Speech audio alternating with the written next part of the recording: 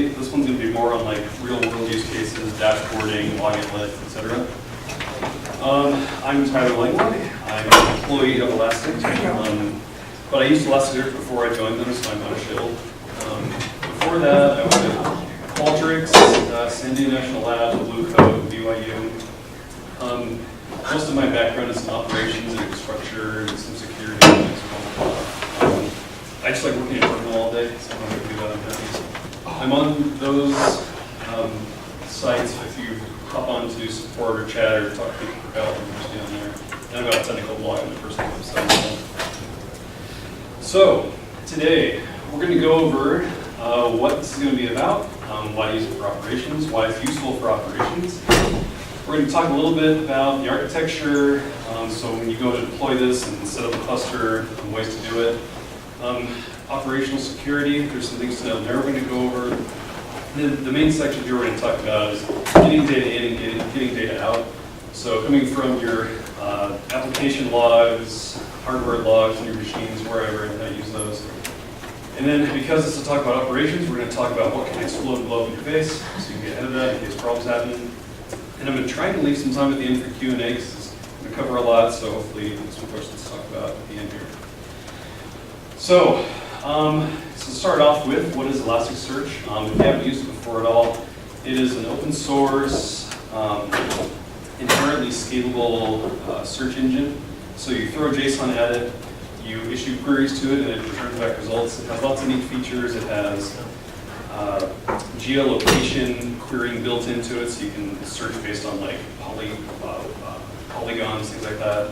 You can do n-gram searches, search suggesters, really cool stuff. But it also fits other use cases really well, like logging. So if you had application logs, you can funnel it into Elasticsearch and scale it out really easily for that. Because it's open source, there's a lot of really good plugins. I'm going to show you a couple today. What's nice about them is that they can be installed just using the Elasticsearch plugin interface, and then you just access it with your browser, and they're usually just JavaScript apps that talk to your local host and just consume the native API and runs really easily. And then we're going to kind of talk about the entirety of the Elk stack here for the login and operations use case, which is essentially taking all of your logs into Logstash, enriching the data however you want, running it through a GeoIP filter, parsing up specific fields with regexes or whatever, throwing it into Elasticsearch, and then using Kibana to visualize that with graphs and charts and lots of other ways to look at it.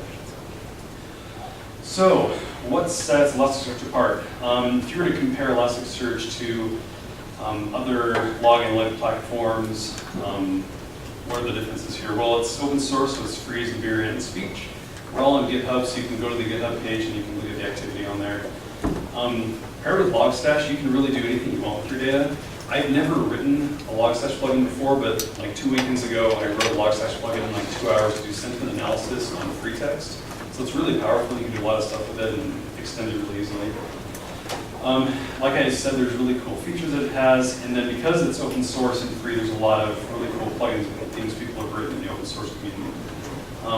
There's an aside here. A lot of people ask, like in comparison with other stuff like solutions like Splunk or Sumo Logic, where you can kind of pipe parsing operations in between each other to like parse out specific fields to do operations on it.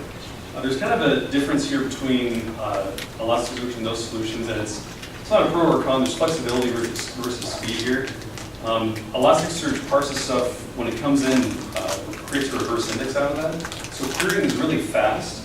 It's just a matter of the fact that you can't necessarily go back and say, I want you to parse this field as this, and then do a search on it. That stuff is more of what some other solutions do, where you can say, parse this field as an integer, and then graph it all out. Elasticsearch makes that a little bit more difficult because it parses it on ingress and then processes that data, but you do get a lot of speed out of that. You can go back, I mean, we have some dashboards we use that go back like 2 years. You can graph like a numeric average across that time period, so it's really useful. So what are the use cases? Log analytics is the one that's most interesting for operations, so collecting logs from var log or using some other application transport, whether that's like a message queue, or if you're sending them just a standard out and then capturing them, sending them to Logstash. They can all be captured, kind of put in one central location. So you can kind of correlate, search, and have them all in one spot to make it a little bit easier to use them. There's lots of other use cases. Some of these I mentioned, there's a website called packetbeat.com, and what they've done is actually consume TCP dump logs, and then put that into a JSON document, put it into Elasticsearch, and then you can do crazy stuff like track TCP connections over time and do other neat stuff like that. Just basically turning TCP dumps into generic JSON documents. You can use things like alerting, the percolator. You can create a lightweight SIM if you want, and really anything that you need to scale out really large. What's a percolator? I can tell you about it later, but in short, usually you send documents in Elasticsearch and they get indexed. It's a basic way of flipping it around, and you query against documents. So it's a way of saying, does this document match these searches? You can store searches like too many errors from Apache or something. You throw documents at it, and they'll tell you if it matches any searches. So like that kind of thing.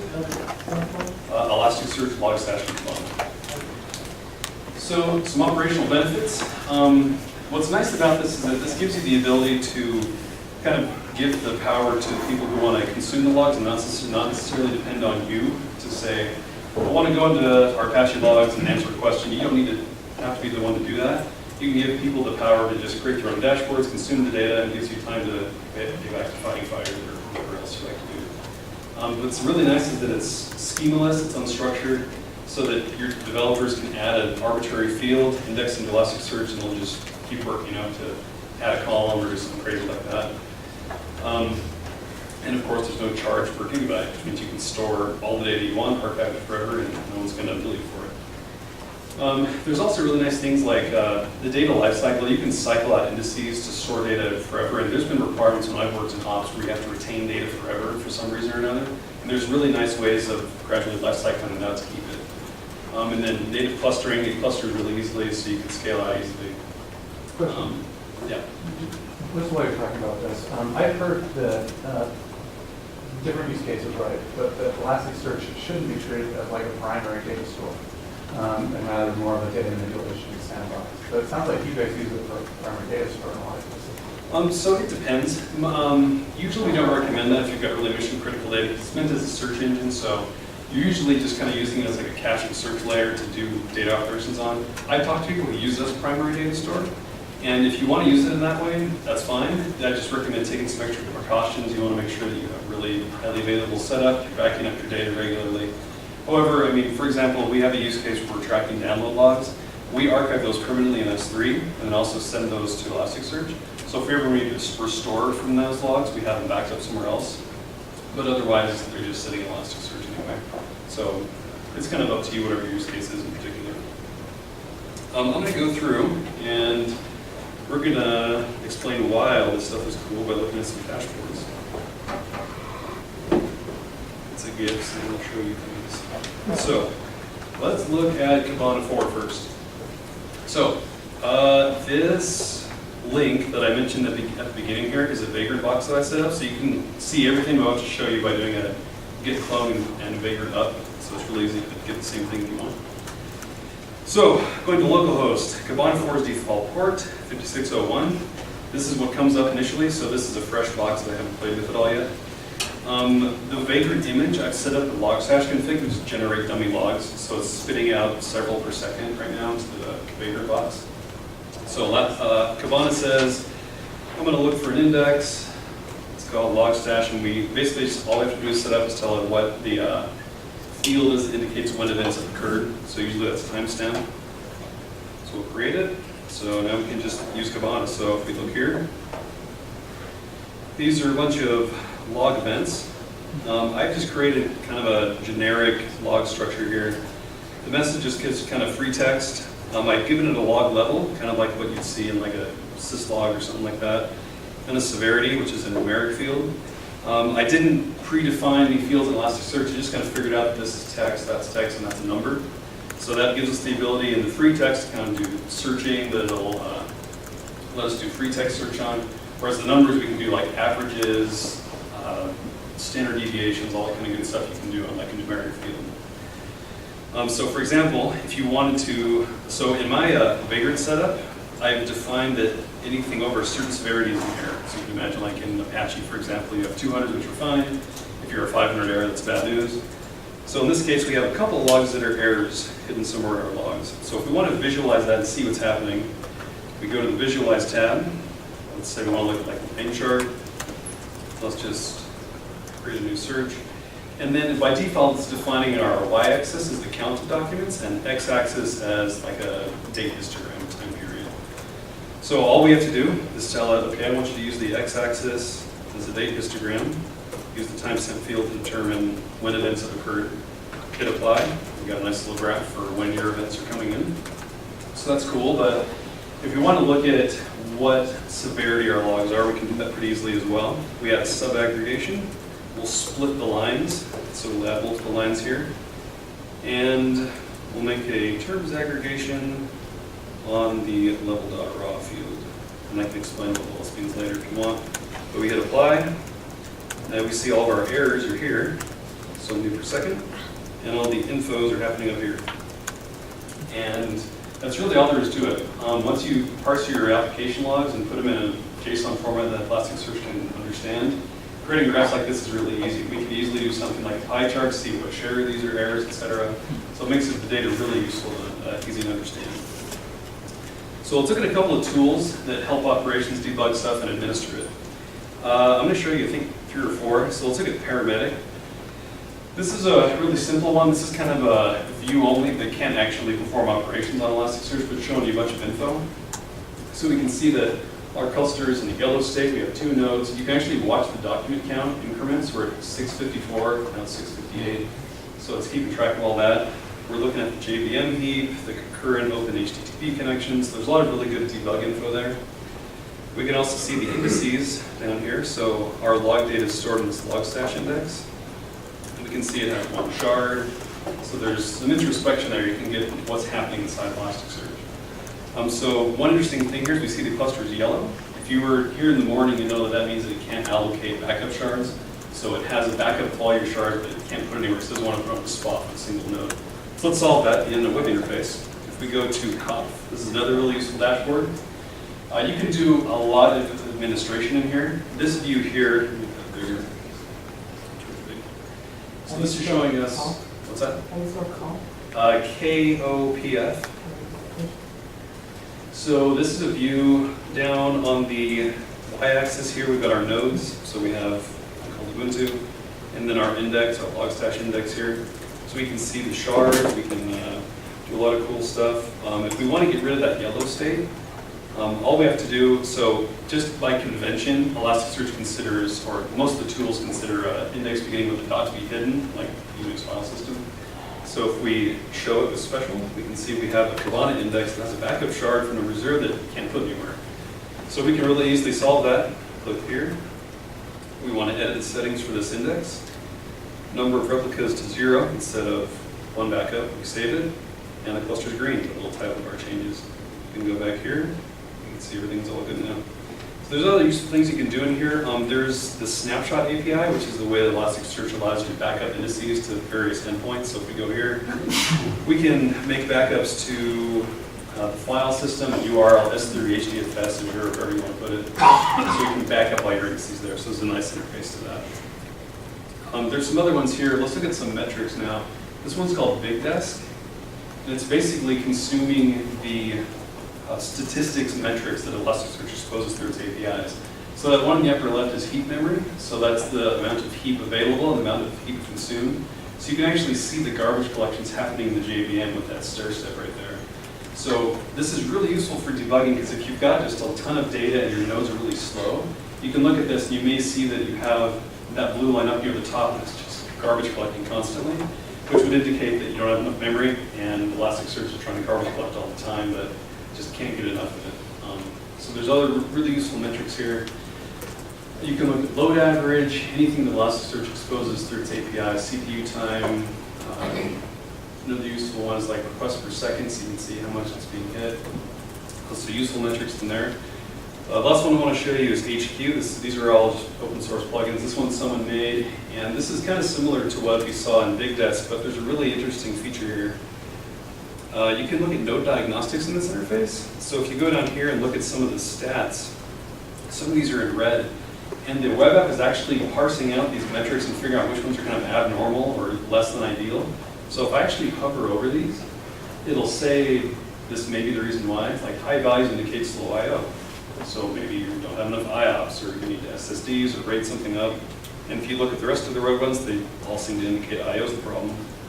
So you can get some easy debugging in there. These are all just kind of best guess calculations on the web apps part. It can only make so many assumptions about your data, but it's a good place to start if you're running into mysterious problems that you may not know where to start with. So that one is also useful. So those are just some of the examples of some of the tools you can get. We'll cover those. And again, that's that GitHub URL. It's under my GitHub, and you can spin it up and see everything that we just saw. So, how do you want to deploy this? It works equally well either in the cloud or on-premise. If you're in a cloud platform, something to remember is that Elasticsearch makes it really easy to cluster, sometimes almost too easy, because it broadcasts on a network domain, and if you've got like a public-facing IP address, and you're just broadcasting that your cluster is available to everyone else on Amazon, which is not a good idea. So turning off that multicast discovery is recommended. There's other plugins for this, like if you've got EC2, the EC2 plugin installed, easy to back up to S3, easy to cluster based on criteria like same security groups or EC2 tags. And then make sure to don't leave it open. By default, Elasticsearch just ignores authentication or authorization. So you can solve this by like a reverse proxy, just putting like an HTTP reverse proxy in front of it. But aside from that, if anyone can talk to it, it's bad news because they can get at your data, put data in, play with it, whatever. And there are some vulnerabilities associated with dynamic scripting, so you don't want that to happen. It works equally well on-premise. If you've got a network in your data center that you've got control over, you can give it what it needs. Usually good network throughput is important because it's replicating the shards if you've got it clustered and delegating on reads and writes to the rest of the nodes. Fast disks is important. Of course, I/O is always going to be really slow for anything really. And then number of cores. I mentioned this in the morning session, but Elasticsearch is very multi-threaded. So if you have the option of having lots of cores on your CPUs, Elasticsearch will take advantage of that by scheduling threads to those to make best use of them. And then making sure that your RAM is set right. The 30 gigabyte limit allows the JVM to use compressed memory pointers. If you go over that, you lose a little bit of performance, so usually scaling out with smaller nodes is a better idea. It's more meant to be scaled in that way. And then also, if you're doing on-premise, you can use multicast, but unicast is a little more predictable. In both of these cases, just make sure to size it appropriately, depending on what kind of log traffic you're going to get.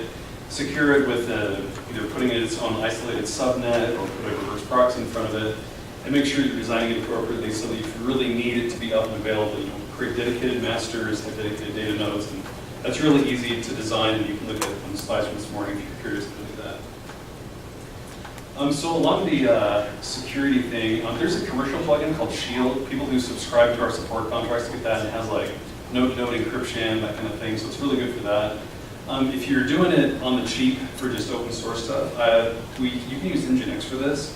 We have a blog post up that if you search our website for it, explains how to do this. Basically, because Elasticsearch has just a native REST API, you can use Nginx really easily to say like deny delete requests, deny posts or puts to stop writing the cluster. And you can protect certain endpoints to talk from talking to certain indices or whatever, because it's all just URIs and HTTP verbs. So knowing what kind of data you're holding, how many is to be secured is important. So data in and data out. Talk a little bit about that. So there's kind of three questions here. The type of source that you're getting, whether it's going from an application, file system, hardware devices, switches, routers, whatever. How you're going to move that data around, process it, usually with Logstash. And then storage and retrieval. So where are you going to store it in Elasticsearch? Are you going to back it up? Are you going to use it, etc.? So we'll go through these here. So this first one about sources. So I mentioned before that you can just throw JSON at Elasticsearch and let it index it, which is true. So it's important to figure out what you want your data to look like. For example, if you're sending a JSON document to Elasticsearch, you've got your HTTP response rate from Apache. It's a 200, 301, whatever. Depending on how you're putting that into your JSON, for example, if it's unquoted, it's a number. So Elasticsearch will parse it as a number, and it'll still work, but it'll do weird things like you could you can do an average on it, a standard deviation, whatever. If you quote that number, it's a string. So it'll make a best guess at what you hand it, but you can, of course, predefine this beforehand if you know exactly what you want it to parse things as. Custom mappings. I've been in cases before where developers just throw tons of junk at Elasticsearch and it doesn't know how to handle it, and bad news. So there's neat things you can do, like you can predefine fields so that if, for example, your developers send logs to Elasticsearch and they call it int underscore something, you can tell Elasticsearch anything that looks like that, it's an integer. And there's a couple of core data types you can use. Integer is just one of them. There's also strings, geolocation, longitude, latitude, that sort of thing. You can use a couple of different core data types for that. And the other thing to keep in mind is that once you define a mapping for a field, so if you've got HTTP status 200 as a number, you want to change it to a string, you can't change that and let all the documents continue to work as they have, because Elasticsearch has to process that change to know how to index it if you're going to consume it. So if you change an existing mapping, you have to re-index, which has gotten easier. They're actually adding a re-indexing API to Elasticsearch 2.1, I think, to make that a lot easier. But if you do add mappings or add fields, those don't require a re-index. It's entirely new. It hasn't had data being thrown into it yet, so it has to process it in a certain way. So log buffering and HA. If you've got a data center, we've got a bunch of applications logging to this. In the past, I've used FluentD and Logstash, so I've done this with both of these. For example, if you've got like a Django app, it's just logging out to some location. Something you want to keep in mind is to avoid back pressure in a system like this. For example, if you have a Logstash instance and you're logging through like a message queue or syslog or whatever to a Logstash, if you start getting a lot of messages in the Logstash, Logstash by design only buffers a certain number of logs in order to keep that queue low, because it wants to accept it and send it on. It's not really meant to kind of hold on to your logs indefinitely. So using a log buffering solution, in Logstash they recommend using Redis for this kind of thing. Just write your application logs to Redis, and then you can pull off Redis when you can consume it. But because of all the inputs in Logstash, you can use anything that you want. You can use a message queue, you can use a lot of other options there. But in either case, the point here is that you don't want, and FluentD and Logstash are both in Ruby, you don't want Ruby buffering up your logs for you, because you don't want to trust Ruby with your precious information. You want to buffer that somewhere so that if you do have back pressure, if Logstash can't flush out its output to disk or S3 or Elasticsearch, that you aren't going to just start spinning out back pressure and stop accepting logs. You want to have some repository for those to sit in. So that's really a good thing to have. And then data formats, talked a little bit about that. Use native JSON when you can. You can parse unstructured data in Logstash by using Grok, just some simplified regex patterns, but it's the kind of thing that kind of will chew up your CPU. So just consuming JSON natively just makes it a little bit faster. For some stuff like syslog, I've done this with S3 access logs. There are existing community repos for like Grok patterns. So if you've got access logs being put into S3 from like CloudTrail or a static website posted in S3, people have already written patterns to parse those out. So use what the community's already made and just use those with Logstash. You can really easily parse out that kind of information without having to do a lot of work writing them. So transit, this doesn't really apply for like smaller deployments. Once you hit really large deployments and you have large clusters of applications that are logging to a central spot and you send those logs somewhere else and the architecture gets a little bit hairy, it's important to note about how you're sending logs everywhere. If you've got kind of a data center that needs to send logs over the open internet, keep in mind that you want to send these over SSL. Both FluentD and Logstash have this. They just need to know about what certs they can trust, endpoints to talk to, etc. If you're doing that kind of thing, it can also be useful to send your log up to multiple locations. So you can send it to Logstash, but you can also maybe send it on disks. So you've just got plain logs sitting in there as text files. And maybe also archiving into S3. With FluentD and Logstash, let you just send outputs and split those streams wherever you want. Enriching the data. Logstash is really good at this. Like I said, I wrote some filter in Logstash to do this really easily, but if you've got metadata in your logs, just add some data to it. So the GeoIP filter can locate where remote API or IP endpoints are coming from. You can parse out timestamps, you can add tagging. There's a really useful filter that can like take a user agent string from Apache or Nginx and parse that out for you, so you can figure out the operating system and all that. So you have those fields in Elasticsearch to use. So enriching the data is something the Logstash can do really well. You might as well do it to add as much value to those as possible. And then passing logs between one another. If your application is logging, you can, like I said, use a message queue, log standard out, use syslog, just write flat files on disk and tail those to Logstash, and any one of those works. And then, like I said, avoid memory buffering. Just write those logs somewhere so they can reside somewhere before your log transports can consume those and use them. So, data retrieval. Kibana is the best for this. It can use Logstash and the fields Logstash is added to visualize in Elasticsearch like we saw. Kibana 3 was more in-browser. Kibana 4 has a backend that proxies stuff through Elasticsearch. So you can do stuff like add HTTP basic auth to Kibana if you want to make it a little bit easier. There's some cluster killers. If your users are kind of using Kibana willy-nilly without knowing what they're doing, sometimes they can push the JVM over the limit and crash it. So it's important to make sure that you're educating people and making sure that you can also do things like add what are called circuit breakers to Elasticsearch, which means that if a query were to push the JVM to a certain limit, it'll just refuse to execute that because it knows it'll crash itself. So it's a useful precaution if you want to use that. So there's been lots of times where people have broken it, so taking some precautions to make sure it's not going to happen. Question on that.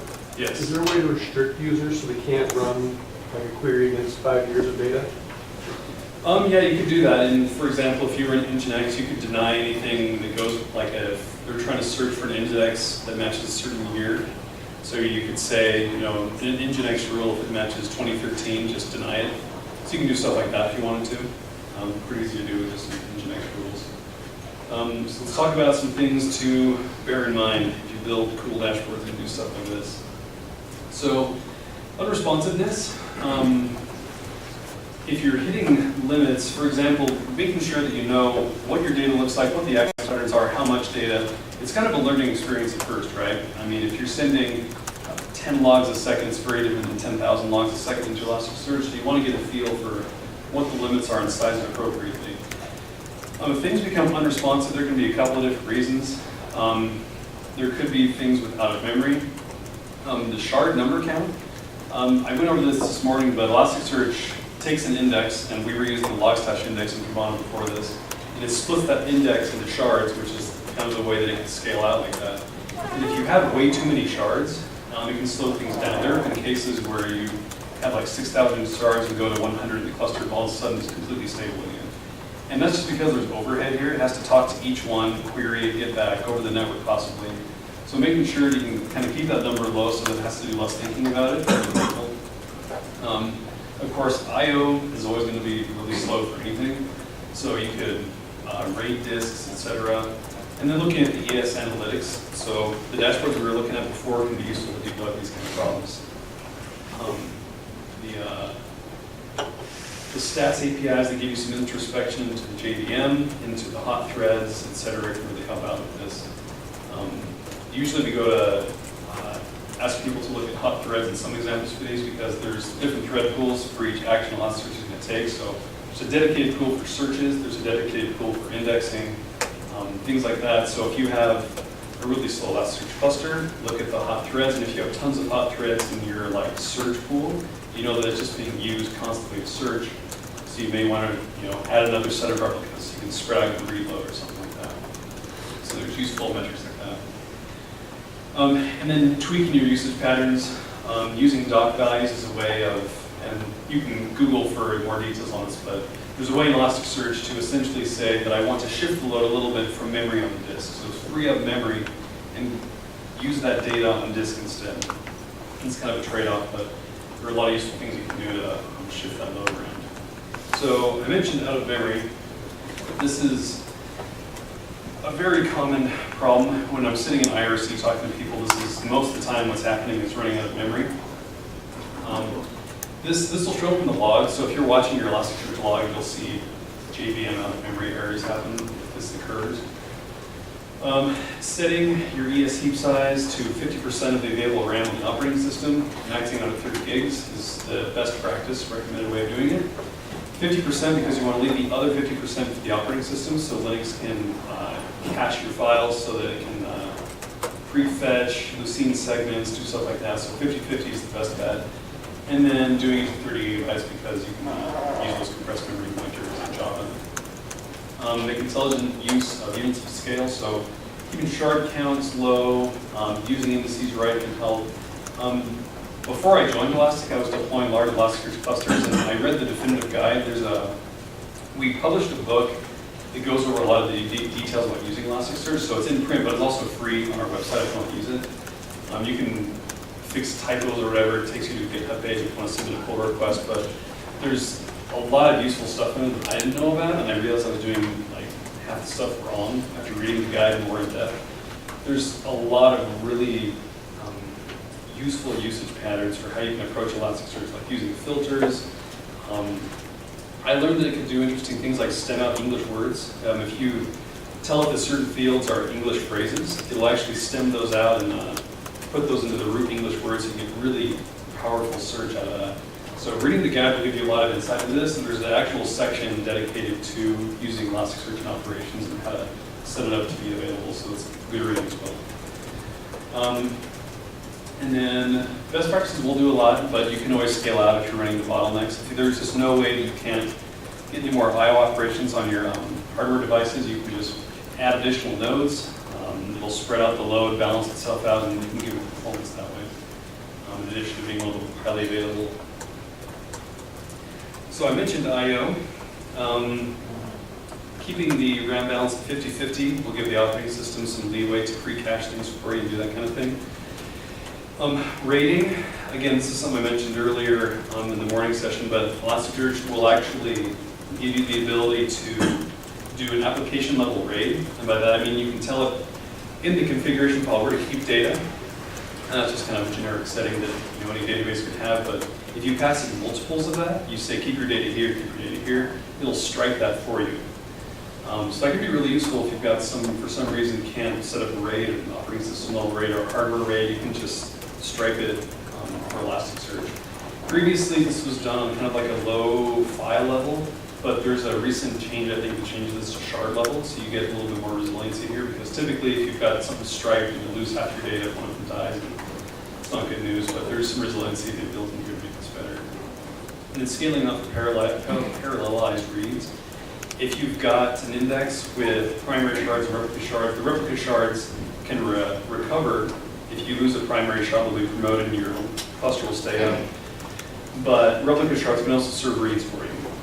So if for some reason you're doing a lot of searching and you're running into bottlenecks, just add more replicas to your indices, and you're able to get more read performance because it's balancing those out to multiple machines, and it'll just round robin the requests to keep everything even between. So another one would be like disk space. If you've got things logging into Elasticsearch and just filling it up with more and more data, this can eventually happen. Elasticsearch has a nice feature. It'll actually stop accepting shards being allocated to it if you have too much data on it. So it'll try and do that to keep itself from crashing and filling up the operating system. That's useful to do. There's something I mentioned here about snapshotting S3 to back up your data. Doing this workflow here about optimizing rotated indices, closing, snapshot, delete. Basically, you're just gracefully retiring your data over time. So if you've got daily indices being created in Logstash, you can, once that day is passed, you're obviously not going to write to them anymore. So what you can do is optimize it, which is a low-level Lucene operation that optimizes it for performance. And then you can continue to use that. If you want to keep it close at hand so you can search it if you need to, but you don't want to delete it yet, you can close the index, which is a really simple REST request.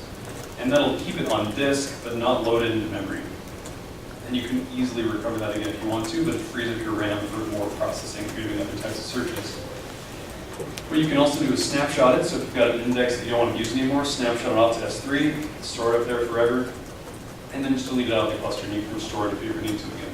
So you can gradually life cycle this data out, but keep really long retention periods, so you have this data going back to however long you want if you want to access it again. Alternatively, you could just scale out, double your cluster size and get more disk space. Clustering and sharding as a first-class citizen Elasticsearch was designed from the core of the project. So it's really designed well to scale out like that. Clustering is dead easy and it behaves really well. So you can do that with lots of small VMs if you want to get more performance and then scale it out. So we've talked a lot about a lot of different things here. So are there any questions about anything we've talked about? We'll go over, answer questions for anyone. Yes? So you mentioned earlier, when you're coming down to performance, you said reduce the number of, what was it you said? Shards? Yeah, reduce the number of shards. What about indices? Is there a performance hit if you have too many indices? So underneath the covers, if you have an index with a single shard, that shard is a Lucene index. So every shard in Lucene, every shard in Elasticsearch is a one-to-one with a Lucene index. So that's how it's being stored on disk. So if you've got one index with two shards, you have two Lucene indexes that you'll need to talk to if you want to search over them, put documents in them, etc. If you've got two indices with one shard each, then you still have two Lucene indices that you have to talk to for that kind of thing. So the performance impact there is pretty much the same, because at the core, it's talking to the same, similar data structure on the disk. So whether it's one index with 5 shards or 5 indices with 1 shard, it's going to be basically the same. Now the overhead for them, I don't really know if it's probably negligible, whether you want to do like more indices versus more shards. That's probably something that would fit more with the kind of use case that you have. You probably want to, in that case, just make sure that the right type of data is going in the right spot. So if you have just pure application logs, maybe you want to put those in a different index than your like hardware logs. It's kind of up to you, depending on whether you search those more, or put more data into them, or what have you. So it's kind of trial and error to see what works for what your deployment looks like. Any questions about stuff we talked about?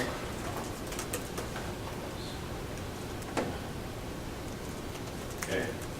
More time for questions. So. I have, so one problem I've seen is, sorry. So we have a bunch of host names with hyphens in them, which the default, it like explodes them out in the junk. And there's like some way to add a template. Do you know how to do that? I actually tried to figure out. I wasn't very successful with it. Yeah, so that happens a lot. I can show you in Kibana what this looks like. So what's happening is that Elasticsearch is seeing, for example, let's look at host. So that's one example. That's lovely, yeah. So if we organize this a little bit, so look at host. So this is actually, I'm glad you brought this up, because this is really common with operations. Yeah. So if we have a host and we've got like foo.bar.com, right? If we want to do like a terms panel or an aggregation and see what the most common host is in our deployment, out of the box, if we put something in host that's like that format and shove it into Elasticsearch, it's going to say, okay, I see host, it's a new field, it's a string, and I'm going to analyze it. So what the analyzation does is it's going to look at that giant string, it's going to split it on white space and dashes, it's going to munge the case, it's going to, if it's English, it'll stem the word, etc. So it stores this in a really searchable format. So it knows what the tokens are, it knows what it will show up with when you search for it. And this works really well for free text search. If you've got a blog post and you shove a bunch of English into it, it's going to be really nice for you to find relevancy and that sort of thing. If you're storing just plain tokens like a host name, you don't want to really search across fuzzily over, you just want to see what the value is and maybe see what the top host is, do that kind of processing. What you want to do is store it in a format like this.